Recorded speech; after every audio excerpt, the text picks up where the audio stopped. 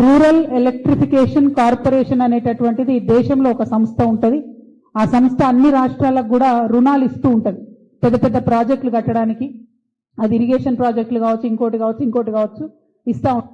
ఆ rural electrification corporation అనేటటువంటి సంస్థ కేసీఆర్ గారు ఉన్నటువంటి సందర్భంలోనే కాళేశ్వరం ప్రాజెక్టుకు, అట్లనే ఇతర చిన్న చిన్న ప్రాజెక్టులకు, అది దేవాదుల కావచ్చు, తుపాకులగూడెం బ్యారేజ్ కావచ్చు, ఎస్ఆర్ఎస్పి వరద కాలువ కావచ్చు, వీటన్నిటి కోసం ఇంకా కొంత అప్పు వాళ్ళ దగ్గర మనం తెచ్చుకున్నటువంటి అప్పు కేసీఆర్ గారు ఇమీడియట్ గా ప్రాజెక్టులను కడుతూ అప్పును కూడా వాళ్ళకి కట్టాల్సినటువంటి కిస్తులు ఏవైతే ఉంటాయో, ఇన్స్టాల్మెంట్లు ఏవైతే ఉంటాయో, ఈఎంఐలు కట్టుకుంటూ పోయినారు కేసీఆర్ గారు.